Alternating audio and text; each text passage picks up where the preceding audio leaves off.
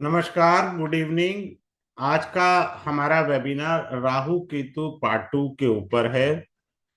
Before going to start out the class, I would like to give my own introduction. देखिए, मैं राजीव साहनी, सानी astro cosmic से।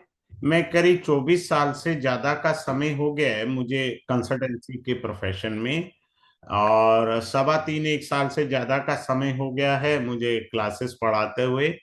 Class के अंदर आपको जो बेनिफिट मिलता है वो ये मिलता है कि मेरा जो कंसल्टेंसी का एक्सपीरियंस है वो आपको लाभ करता है। और जब अच्छे लोग जुड़ जाते हैं तो मेरा कुछ पता नहीं लगता, रिधम कहाँ से कहाँ चला जाता है।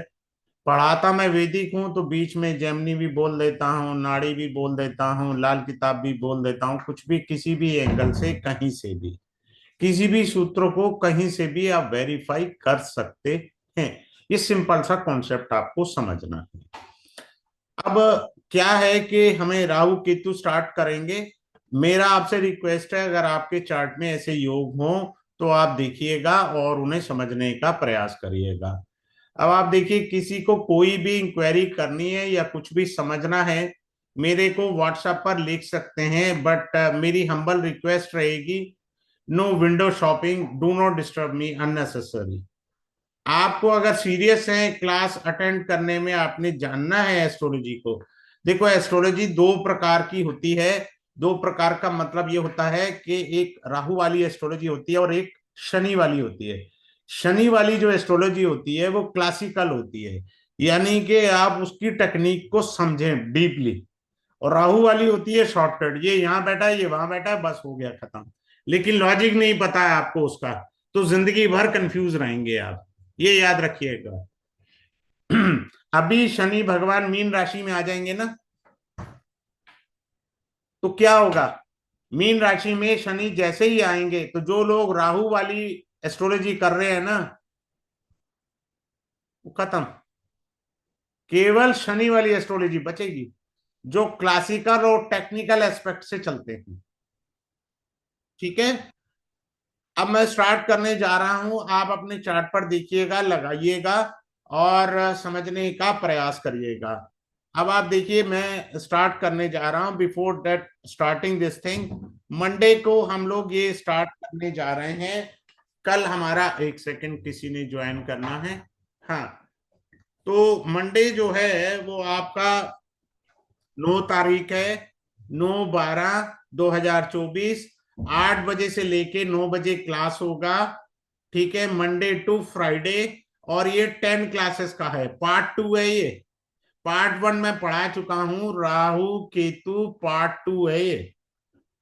जो पार्ट वन में है उसका इससे कोई लिंक नहीं है। ये पार्ट टू है, ये अपने आप में इंडिपेंडेंट है। कोई कहे जी मैंने तो पार्ट वन नहीं किया, तो कोई दिक्कत थोड़ी है, पार्ट टू कर लीजिए आप। लिंक थोड़ी है उससे, अलग है, अपने आप में इंडिपेंडेंट है। तो 10 क्लासेस का कोर्स रहेगा ये। क्लियर है? आपको लाइफ टाइम के लिए रिकॉर्डिंग मिल जाएगा।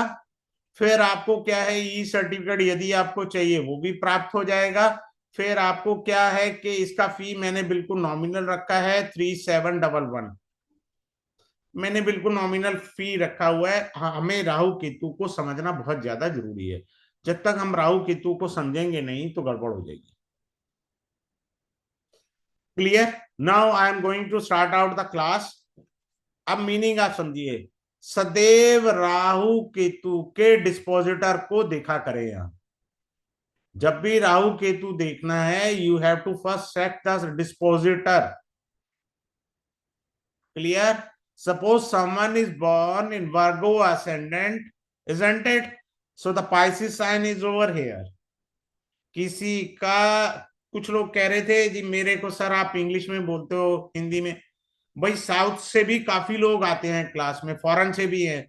इस समय मेरी क्लास में मोरक्को से नीति जी हैं, वो हैं, और क्या नाम है, एक और है आपका, कतर से श्री श्रीनिवासन राव है, he is a south Indian person, वो कतर से हैं। अमेरिका से भी लोग आते हैं, क्लास अटेंड करते हैं, तो उनका भी ध्यान रखता हूँ। ऐसा नहीं है कि हिंदी वालों का ध्यान रखना है और इंग्लिश वालों का भूल जाऊं। नहीं भाई, सबका ध्यान रखना है। अगर कोई कन्या लगन में पैदा हुआ है, ये तो खैर लगन ही अपने आप में बेड़ा गर्क हुआ ना। क्योंकि कालपुरुष कुंडली से छठे भाव का लगन आ गया।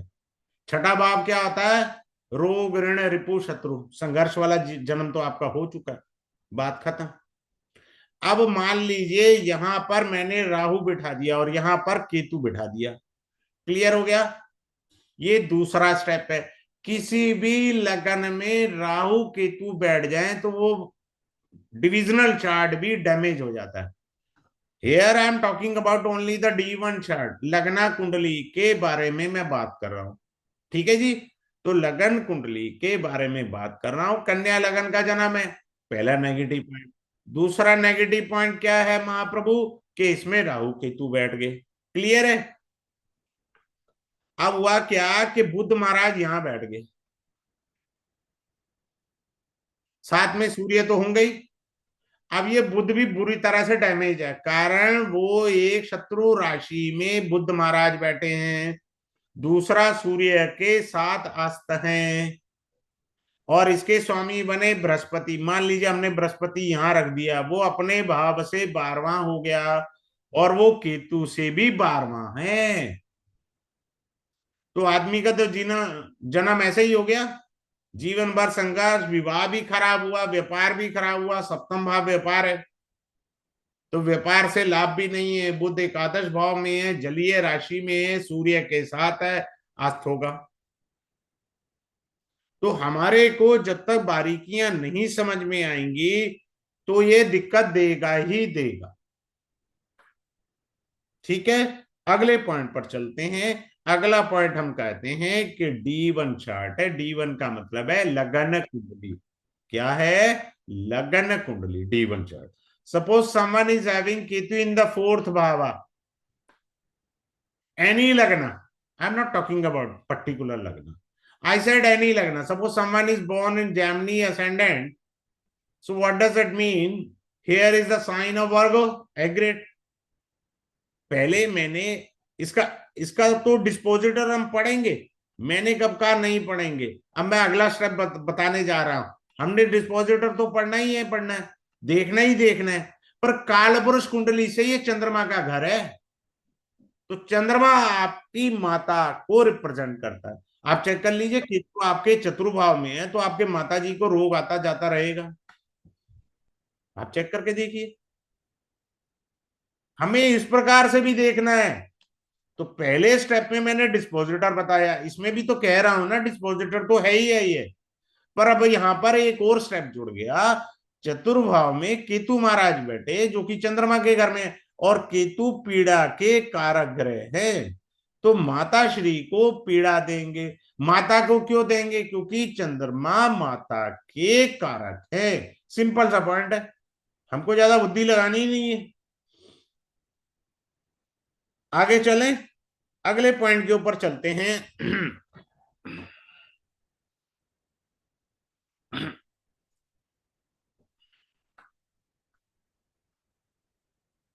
अब एक ध्यान से देखिए, राहु केतु अकेले बैठ जाएं, कोई भी लगन हो, कोई भी लगन हो, कहीं पे भी बैठ जाए। मान लीजिए किसी के 10वें घर में राहु बैठे हैं और यहाँ केतु बैठे हैं, ये यहाँ राहु बैठे हैं, यहाँ केतु बैठे, कहीं बैठे हैं, अकेले बैठे हैं ना, अकेले बैठे हैं तो कम तकलीफ देंगे। साथ में अगर इनके ग्रह बैठ गए तो तकलीफ बड़ी हो जाएगी।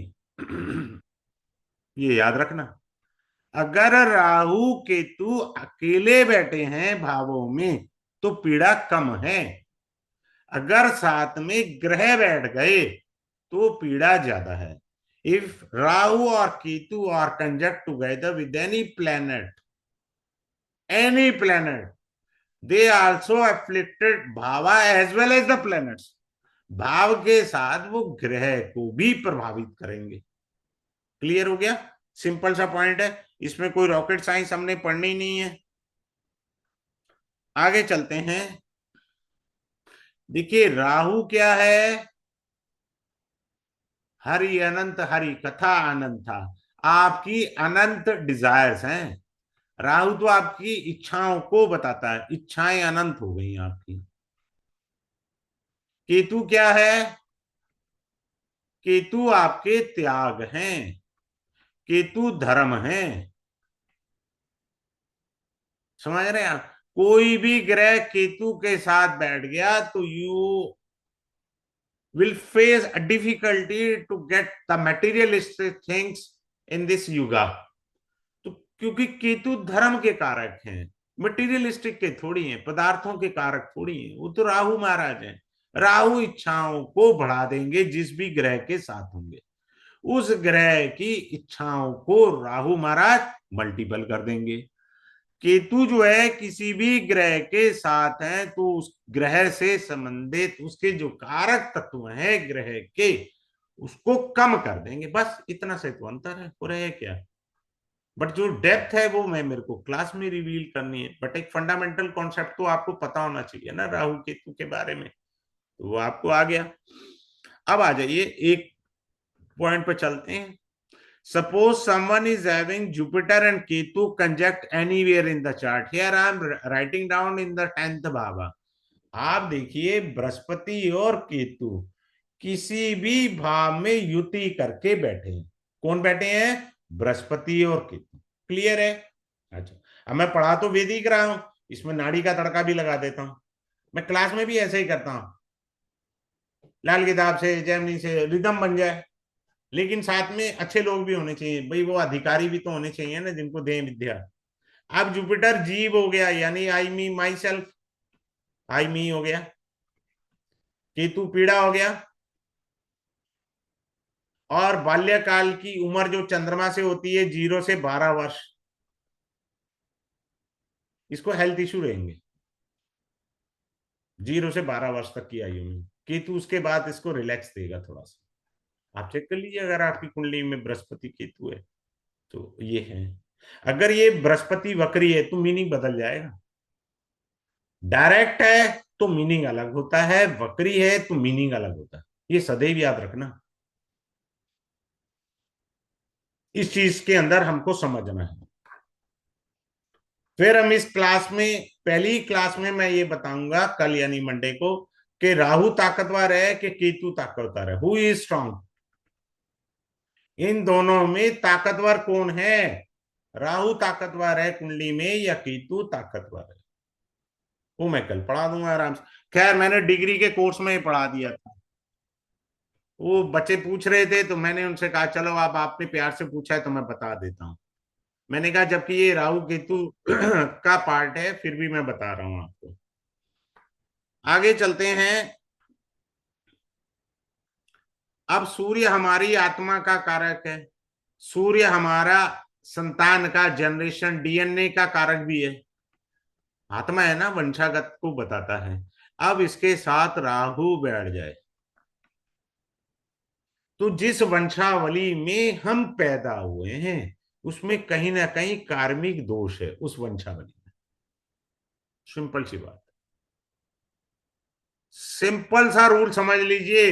देखिए कैसे, अब मैं नाड़ी से भी समझा देता हूँ, वैदिक पढ़ा रहा हूं वैसे मैं, पर मेरा क्या है आप देख लो, मैं तो मेरा आएगा जनवरी में आएगा नाड़ी। Those who are interested definitely join. नाड़ी से ग्रह कैसे घुमाने फिराने हैं वो सब सीख लोगे। दिस इज योर लगना, ये आपका पंचम भाव है, ये नवम भाव है, ये प्रथम भाव है। ये आप हुए, ये आपकी संतान हुई, ये आपके पिताजी हुए, तो ये वंशावली है ना। तो कालपुरुष कुंडली से पंचम भाव के स्वामी सूर्य हुए, ये वंशावली के अंग हैं, डीएनए के अंग हैं। कौन है? सूर्य देव। तो वंशावली के अंदर कोई ना कोई दोष आया, कार्मी डेट्स है उसके अंदर, हमको ये समझना है। वो हर जगह प्रभावित करेगा। बात क्लियर? अगले पॉइंट पर चलते हैं, अगले पॉइंट को समझने का प्रयास करते हैं। अब मान लीजिए किसी की कुंडली में मंगल और राहु की युति है। मंगल क्या है? सिबलिंग, छोटे भाई बहन।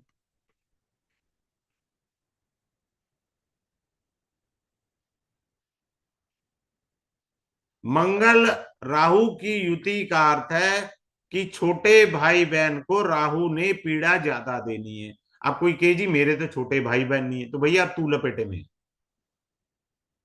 देखो सदैव याद रखना एक फंडामेंटल रूल, कि जब कारक होता है तो पहले वो प्रभावित होगा। कौन प्रभावित होगा? पहले कष्ट किसे आएगा?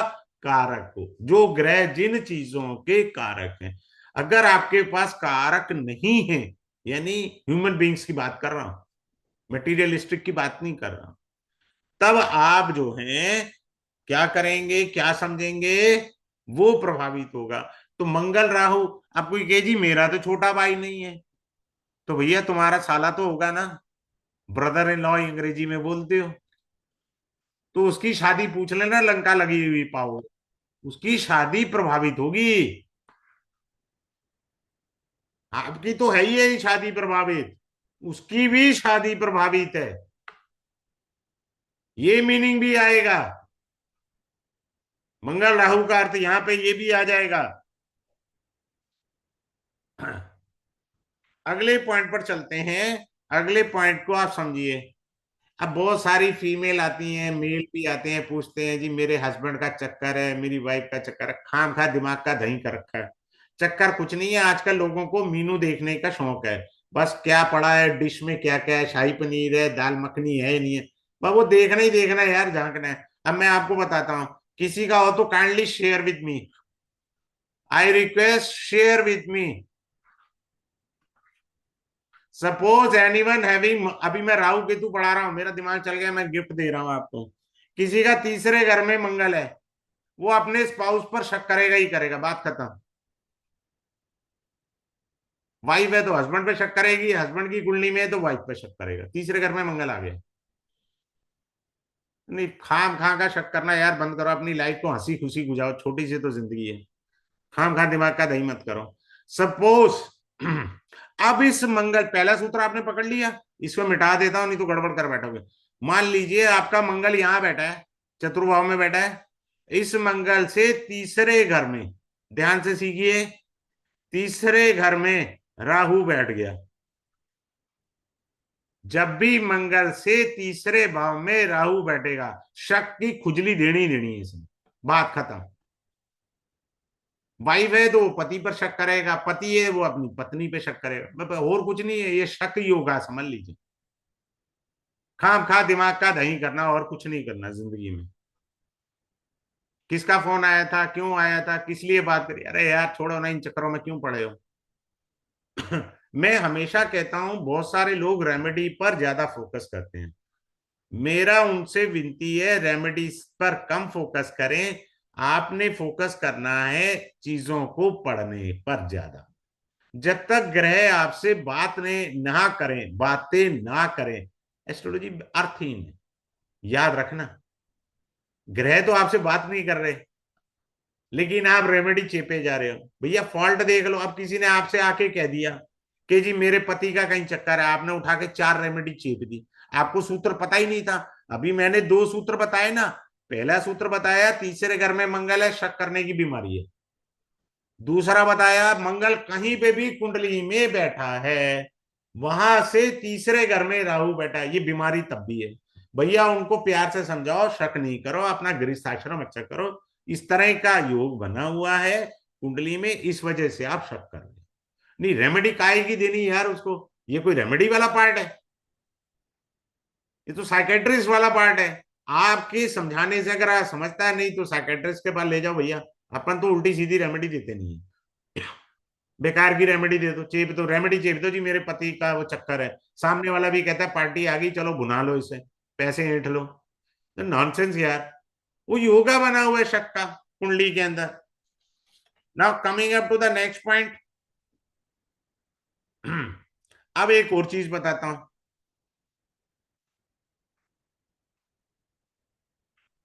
आपका कहीं भी बैठा हो, कहीं पे भी हो, मान लीजिए यहां मंगल केतु है और यहां राहु आ गया, मैंने सारे पॉइंट पढ़ा दिए जो क्लास में पढ़ाने यही पढ़ा दिए। अब इस मंगल के 7th हाउस में राहु आ गया। मेरे पास कोई फीमेल आती है ना, वो कहती है मेरे पति का चक्कर, में उसे हाथ जोड़ के कहता हूँ ओ मेरी माँ दादी अम्मा छोड़ दे, ये विचार निकाल दे, अपना गृहस्थ आश्रम बचाना है तो, वरना राहु लंका लगा देगा। क्योंकि मंगल जो है वो राहु केतु एक्सेस पर है, 180 डिग्री बोलते हैं इसको, 17 एक्सेस। खैर ये 410 का है, बट एक ही बात होती है, वो 10 है, ये चतुर्भाव है, ये 10 है। 1/7 इसलिए कहा कि एक स्ट्रेट लाइन पर ना 180 डिग्री का एंगल होता है। आपने पढ़ा होगा ज्योमेट्री के अंदर, सिंपल सी बात है। मैं उसे हाथ जोड़ देता हूँ, भैया अपना घर बचा ले, ना फालतू के शक कर यार तू उस पे, खाम खा शक कर कर करके अपना घर खराब करोगे, बच्चों पे अलग बुरा असर आएगा। आपके बच्चे पड़ोसी ने नहीं पालने। अब आ जाइए, बड़े ध्यान से आप सीखिए, राहु यहां बैठा है, राहु यहां बैठा है, राहु यहां बैठा है। अभी थोड़ी देर पहले मैंने आपको डीएनए वंशावली बताई थी। This is your D1 chart is being, this is a लग्ना, फिफ्थ भाव एंड नाइन्थ भाव। सपोज आइदर राहु और you can say Ketu sitting, isn't it, either in the लग्ना, फिफ्थ भावा और नाइन्थ भावा। कुछ नहीं है, वंशागत दोष है, जो आपकी संतान में भी आएगा। आएगा, बेटी हो या बेटा हो, बेटे पर ज्यादा प्रभाव आएगा, बेटी पे कम, पक्का आएगा। सिंपल सा याद रखिए, क्योंकि ये आप हुए, ये आपका संतान हुई, ये आपके पिता हुए, ये आपका 159 जिसे नाड़ी में धर्म त्रिकोण कहते हैं। तो ये चीज है, इस तरीके से हमें समझना है और उसको आगे बढ़ना है। अब मान लीजिए किसी की कुंडली में सूर्य 21 डिग्री का है और युति बनी है राहु के साथ, मैं प्लस का साइन डाल देता हूं युति के लिए, वो भी 21 डिग्री का, इसे कहते हैं सवा सत्यानाश होना। पूरी तरह से सूर्य पीड़ित हो गया, पूरी तरह से। और ये मान लीजिए 21 डिग्री, 21 डिग्री 35 मिनट का है, और बेड़ा गर्क हो गया।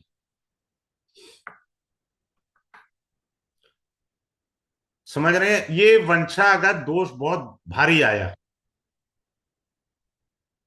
क्लियर है? फर्स्ट पार्ट में नहीं था, इस पार्ट में ये पढ़ाऊंगा कि राहु आपको बीमारी देता है।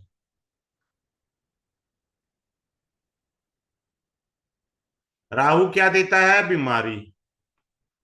ठीक है, ये तो सब जानते हैं। ये पहला पॉइंट हो गया। अब आ जाइए दूसरे पॉइंट पे। राहु बीमारी ठीक करता है। दो काम होते हैं राहु के। पहला काम होता है राहु का बीमारी देना, दूसरा काम होता है ठीक करना। ये दोनों प्रकार के कार्य राहु करता है। राहु बीमारी भी दे सकता है और राहु बीमारी आपके शरीर से निकाल सकता है। बहुत लोगों को पता ही नहीं है कि राहु बीमारी भी ठीक करता है। उन्हें तो इतना ही पता है कि राहु तो बीमारी देने वाला ग्रह है। सिंपल सी बात सीखो यार, जो ग्रह बीमारी देता है उसके पास भगवान ने वो ताकत भी दी है ठीक करने की। जैसे हम मैथ का फार्मूला पढ़ते हैं ना, minus into minus is equal two plus, ये मैथ का फार्मूला था, same formula I teach you in the class itself.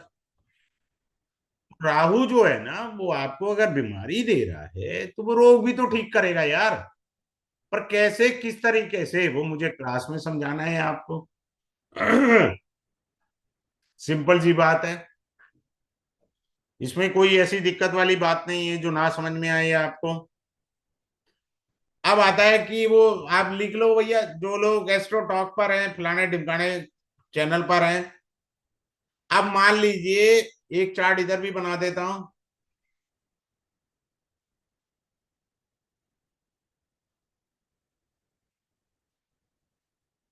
Clear है? मान लीजिए किसी लड़के का, बॉय का राहु यहां बैठा हुआ है तीसरे घर में। मैंने राशि नहीं लिखी भाई साहब, सिर्फ भाव लिखा है। और लड़की, गर्ल का भी राहु यहां है। 100% चीटिंग हो गया है, बात खत्म। जहां लड़की का राहु है और वहीं लड़के का भी राहु है, चीटिंग है ये, बात खत्म। अपने कोई दिमाग नहीं लगाना, बी केयरफुल। मेरे पास बॉम्बे से एक क्लाइंट आया था, उसने किसी लड़की को रिकमेंड किया, तो कुंडली देखने के बाद ये वाला भी कॉम्बिनेशन था, किस भाव में था, I am not revealing here of any one chart here. तो मैंने उससे लड़की से कहा, मैंने कहा तुमको लड़के ने सेक्स का ऑफर करा है ना, ओयो में जाने वाला। She said yes. मैंने कहा पीछे हट जाओ, he is making you a fool just to enjoy with you.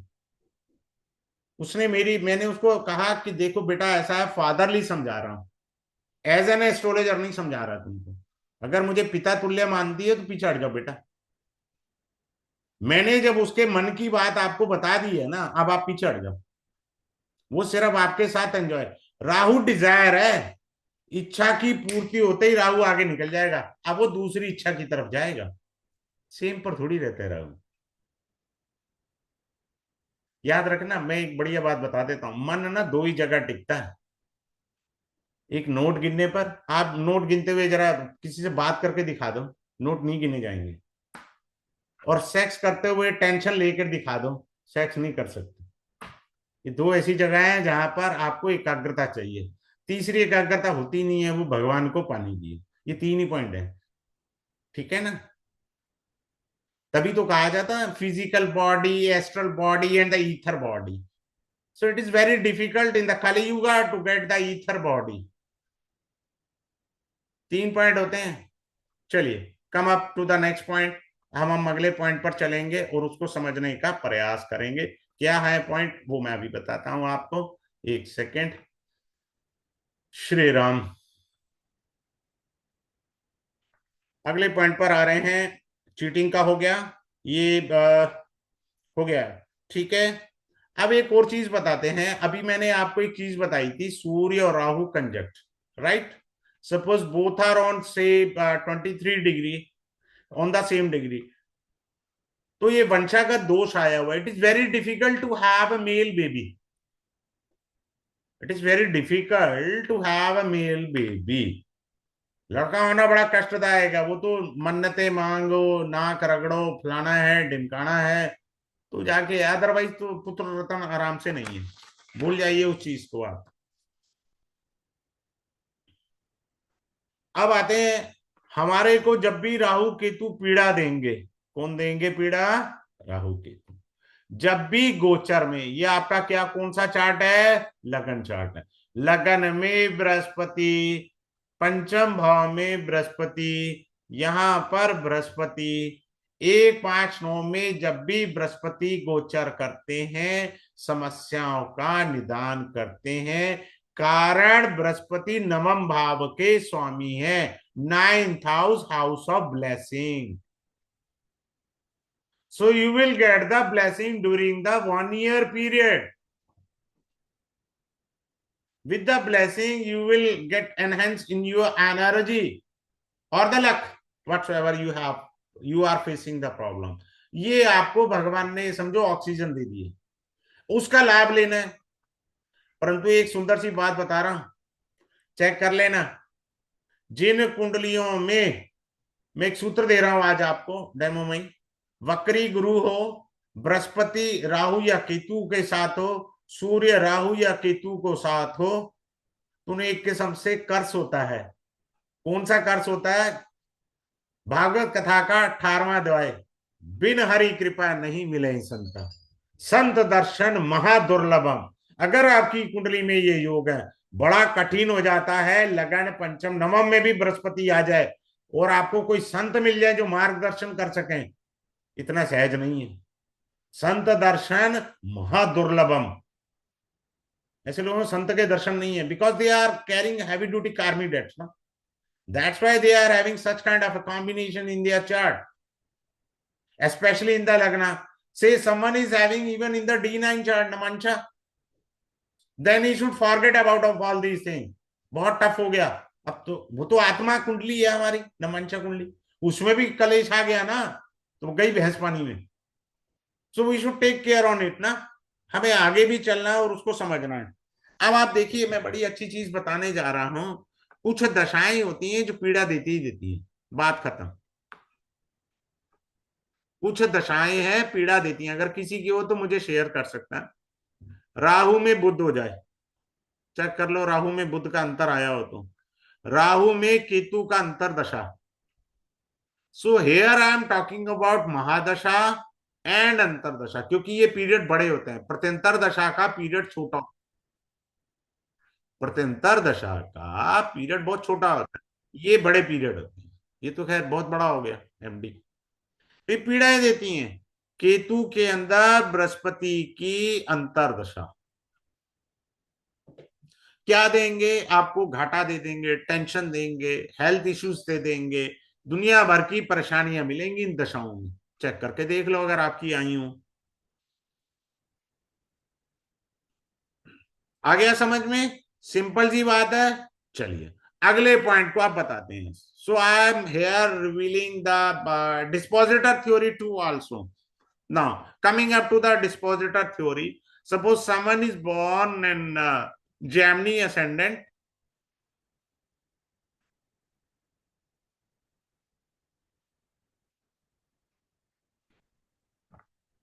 मैंने रख दिया जी बुध और राहु यहां इकट्ठे। क्लियर? अब ये जो राहु है वो लगन से भी जुड़ा, क्योंकि बुध कहाँ का स्वामी है? लगन का। बुध कहाँ का स्वामी है? चतुर्भाव का। तो लगन का, चतुर्भाव का और 11th हाउस के फल देगा। कब देगा? ड्यूरिंग हिज दशा, ड्यूरिंग द दशा। क्योंकि राहु का कनेक्शन कहां कहां से हो गया? लगन से, चतुर्भाव से, और जहां वो बैठा, तो तीन भावों का फल देगा। और बैंड बजा देगा अगर राहु में बुध की अंतरदशा आई जैसे ही, क्योंकि बुध तो पीड़ित है राहु से ही, और पीड़ित ग्रह की अंतरदशा आते ही आपको पीड़ा और कष्ट आएगा। ये बात निश्चित है। आगे चलते हैं, अगले पॉइंट के अंदर समझने का प्रयास करते हैं। अभी मैंने आपको, देखो मैं सूर्य और राहु के बहुत सारे पॉइंट बताता जा रहा हूं। अब ये इकट्ठे बैठे हैं and they are very much closer in the degree too also. Either they are sitting anywhere in the chart itself, that is something else. तो क्या है, आपकी मैरिड लाइफ को भी खराब करेंगे ये। आप देख लो चंद्रमा राहु वाले की भी मैरिड लाइफ में लोचा होता है, चेक करके देख लो। ये आत्मा है, आत्मा पर ग्रहण लग गया। ये मन है, मन पे ग्रहण लग गया। तो भैया जब ग्रहण लग गया ना, तो ये गृहस्थाश्रम को भी चौपट करेगी। बाकी चीजें तो चौपट करनी ही करनी है महाप्रभु ने, गृहस्थाश्रम को भी ये चौपट करेंगे। अब इसमें मैंने क्या पढ़ाना है? पिता ने पुत्र के साथ पार्टनरशिप की। क्या की? पार्टनरशिप। भाई साहब व्यापार फेल हो गया, बिजनेस फेल हो गया। क्लियर है? एलवील इन द क्लास। पिता ने पुत्र के साथ पार्टनरशिप की। फिर मेरे को पढ़ाना है कि राहु और केतु के ऐसे कौन से कॉम्बिनेशन हैं जो आपकी पूरे घर की प्रॉपर्टी बिकवा देंगे, सड़क पर ले आएंगे आपको। रोडपति योग होता है भाई साहब, ये देखना बहुत जरूरी होता है फैमिली के अंदर। राहु केतु के एक कॉम्बिनेशन होते हैं कि वो अगर कुंडली में परिवार में दो या तीन के आगे, कईयों के तो पूरी फैमिली में ही होते हैं, वो सड़क पर ला देंगे आपको, आपकी प्रॉपर्टी बिकवा देंगे तबीयत से। उधारी भी राहु केतु के कारक हो जाते हैं। आप चेक कर लीजिए, जब भी राहु बृहस्पति के ऊपर गोचर से गुजरा होगा, मैं फिर से रिपीट कर रहा हूं, आप अपनी कुंडली में देख लेना। राहु जब भी बृहस्पति के ऊपर से गोचर करे या बृहस्पति राहु के ऊपर गोचर करे, चेक कर लो। उधार लिया था, पैसे की डेफिशिएंसी आई थी, चाहे तो केतु को घुमा लो, राहु पसंद नहीं है तो उसको भी घुमा कर देख लो। उसने तो पीड़ाएं ज्यादा दी होंगी, पर राहु ने तो केवल पैसे की कमी दिखाई होगी। केतु ने तो बजाया भी खूब होगा सॉलिड, कोई गुजर जाए और ये किसी के ऊपर गुजर जाए तो अत्यधिक पीड़ा देंगे। आगे चलते हैं। अब आइए अगले पॉइंट पर चलते हैं। अब आप देखो, मैं एक बड़ा अच्छा योग बताता हूं। मान लीजिए 4, 5, 6, 7, 8, someone is born Scorpio ascendant, here Jupiter is exalted in the ninth bhava, the chart is very good जी। आपका तो भाग्य में उच्च के बृहस्पति हैं। मेरे ताऊ, अगर इसके अगले घर में राहु बैठ गया ना, या केतु बैठ गया, नाच पीट देगा बृहस्पति का। कारण आगे उसके रास्ता में ग्रह बैठे हैं जो उसको रोक दिया आगे बढ़ने से, रोक दिया। आप कोई कही जी इसको कैसे साधारण भाषा में समझा सकते हैं? वो आपका छोटा बच्चा होता है ना, उसको कहते हैं बेटे ये बाजार से ले आना। तो बच्चा बाहर नहीं जा रहा होता, मम्मी पूछती है बेटे क्या हुआ, बाहर क्यों नहीं जा रहे हो? मम्मी सामने डॉगी बैठा है, डर लग रहा है। No, you got it. You have exalted Jupiter in your ninth bhava, but in the next house either Rahu or Ketu is sitting there। Jupiter कमजोर हो गया, उसके अगले घर में तो भाई साहब दुश्मन बैठे हुए हैं। वो उसको, उसके रास्ते में दीवार बन के खड़े हो गए, तो जीवन में तरक्की देने में परेशानियां पैदा कर देंगे वो। चेक कर लो आप। मैंने तो एग्जॉल्टेड वाला उदाहरण लिया, सिंपल वाला भी नहीं दिया। अब आ जाते हैं अगले पॉइंट पर। चार्ट लगाते हैं।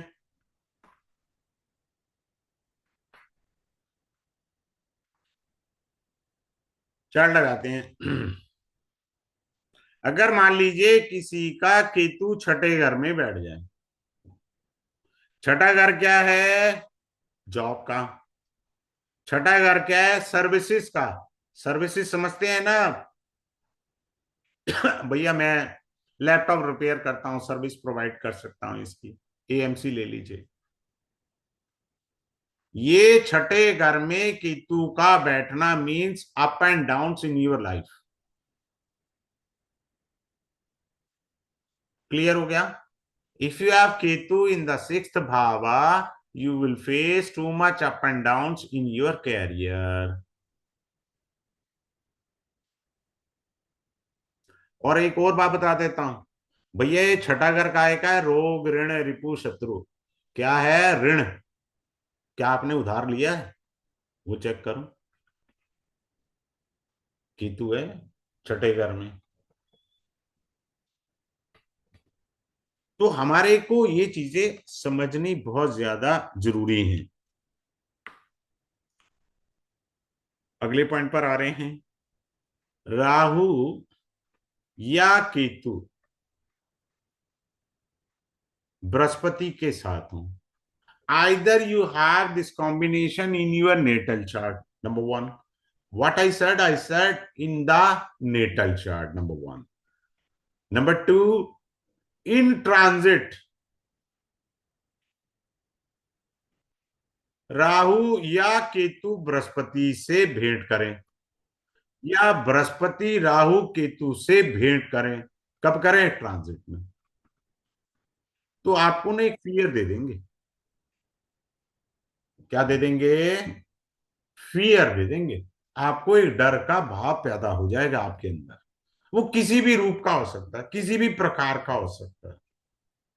फ्री फंड का फोबिया है ये, डर का, फ्री फंड का।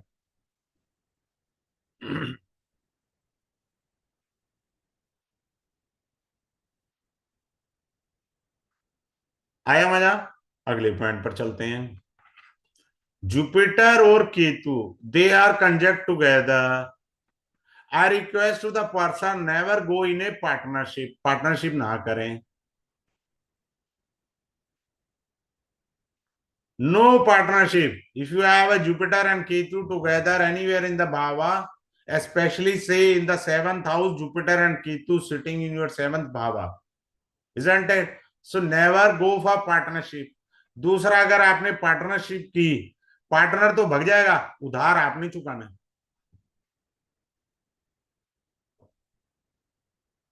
पार्टनर भाग जाएगा, उधार आप चुकाओगे। Never go in a partnership if you have Jupiter and Ketu in the, specially in the seventh house. जबकि कहीं पे भी युति हो, आप पार्टनरशिप ना ही करें तो अच्छा है।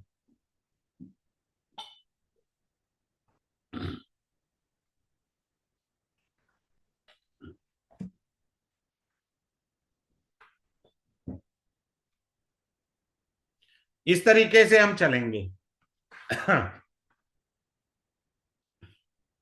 मैं फिर से वही स्टार्टिंग पॉइंट पर आ रहा हूं, किसी को कोई डाउट हो तो मेरे से जरूर पूछें, मेरी उनसे हम्बल रिक्वेस्ट है। ये मेरा नंबर है, आप मुझे व्हाट्सएप मैसेज कर सकते हैं क्लास ज्वाइन के बारे में, बट पूछा पाछी नहीं। If you are really interested, join the class, you will enjoy the class, that is dead sure, no doubt. WhatsApp पर मेरे को मैसेज कीजिए, इसमें कहीं कोई दिक्कत नहीं है, आपने सीरियसली पढ़ना है। ये कोर्स स्टार्ट हो रहा है 9 दिसंबर को, ठीक है, 24 मंडे को स्टार्ट होगा। टाइमिंग इसका जो है 8 to 9 PM है, और 10 क्लासेस का कोर्स है, 10 क्लासेस होंगी इसके अंदर, और जो है मंडे टू फ्राइडे होंगी क्लासेस। उसके बाद जो है लाइफ टाइम के लिए आपको रिकॉर्डिंग मिलेगा। someone is interested for e-certificate that will be also given to you, और फी इसका है 3711, बस सिंपल सा फी मैंने रखा हुआ है, ताकि आप इसे करें और समझें चीजों को। अब आते हैं पॉइंट पर, किसी का कोई डाउट है तो पूछें। Yes mister Rajiv Jain ji, you have a doubt. हाँ जी सर। सर एक चीज पूछना था कि सपोज अगर जैसे लगन में राहु मून के साथ हो फिर सर। नहीं नहीं, वो तो आ गया ना, वंशागत वाला भी पॉइंट आ गया। पहला पॉइंट देखो, लगन डैमेज हो गया, दूसरा चंद्रमा आ गया, ठीक है ना, मन भी प्रभावित हुआ। क्लियर है ना? बाकी ठीक आप है। क्लास में आइए, मैं बताऊंगा कि ये करोड़पति योग भी होता है, रोड़पति योग भी होता है, दो मीनिंग है इसके। ठीक है सर। चलिए जी, ठीक है, thank you sir, thank you thank sir. You जी। Yes mister Kumar ji. Sir मेरा मेरा भी ना बृहस्पति और केतु एक ही घर में है, अच्छा, एक साथ है, अभी कंजंक्शन है। तो अभी पार्टनरशिप आपने कर लिए, बताया था ना मेरे साथ कर लो पार्टनरशिप, मैं धोखा दे दूंगा आपको। नहीं सर, पार्टनरशिप पलती नहीं, वाकई में नहीं पलती। आ गया ना, आपने कंफर्म कर दिया ना सूत्र को यहीं पर ही। हाँ जी तो बिल्कुल कर मैंने दिया ऐसे ही जी। क्लास में पढ़ाना है, आप आइए, उंगली पकड़ के सिखाएंगे सूत्र आपको। बिल्कुल। कंफर्म सही। करेंगे फिर आगे चलेंगे, ऐसे थोड़ी पढ़ेंगे। हाँ जी मैंने पहले किया था, आपका अष्टक वर्क वाला कोर्स किया हुआ अरे वाह, बहुत अच्छी बात है। है जी। हाँ जी। यस प्रशांत जी, पूछिए, अपना कैमरा ऑन करिए, बोलिए Prashant ji. Unmute yourself, unmute yourself mister Prashant ji. Okay sir, thank you sir, नमस्कार सर। नमस्कार नमस्कार, यस प्लीज। सर मेरा मेष लग्न कुंडली में दूसरे घर में राहु है और केतु 8वें घर में है सर। हाँ जी। मून अभी मरकुरी लगा क्या? वीनस जुपिटर 9वें घर में। अच्छा, जुपिटर 9th हाउस में है आपका। हाँ सर, उसके आगे का घर 10वें में सन है सर। हाँ ठीक है, यू आर एरीज असेंडेंट है एज यू टोल्ड मी। हाँ सर, एरीज असेंडेंट है। हाँ, तो राहु एक दूसरे बात घर में बताइए, मुझे। एक चीज बताइए, now tell me one thing. आपका मन हो कोर्स करिएगा, पहले मुझे ये बताइए, आपके फैमिली के अंदर कोई डेड बॉडी सारी रात पड़ी रही थी ना, उसका अग्नि संस्कार हाँ सर। हाँ सर, हाँ। पड़ी थी ना डेड बॉडी। जी सर। जी सर, पड़ी थी। आप आइएगा क्लास में, रिवील यू द थिंग्स, कैसे क्या इवेंट किस तरह से होंगे। सर दूसरे घर में राहु राहु दशा में दिक्कत तो नहीं करेगी ना? बहुत सारे मीनिंग है इसमें, एक क्वेश्चन। हाँ बहुत हाँ, सारे मीनिंग है, पॉलिटिकल भी हो हमको सकता है घर में। डिस्पोजिटर, पॉलिटिक्स कॉन्सिलेशन, ये सारे चलता है। देखना पड़ेगा, तो मैं सब पढ़ाऊंगा ना। आप आओ ना, मैंने कहा मना करा, आपने अभी एक चीज ओके। कंफर्म तो कर ही दी। मैं तो टू दी पॉइंट वाली बात करता हूँ, हम्म। मैं डायरेक्ट कंसल्टेंट भाई साहब, मुझे तो जी। सेकंड लगते हैं। आप ही की तरह स्टूडेंट हो ऐसा नहीं है। जी सर। जी। Yes. Thank you sir, is thank there anyone who is having any query? Unmute himself, directly ask me. किसी की कोई क्वेरी है मेरे से डायरेक्टली पूछ सकते हैं। चलिए ठीक है, क्लास में मिलते हैं। Have a good day, thanks a lot for joining this webinar, once again thanks a lot.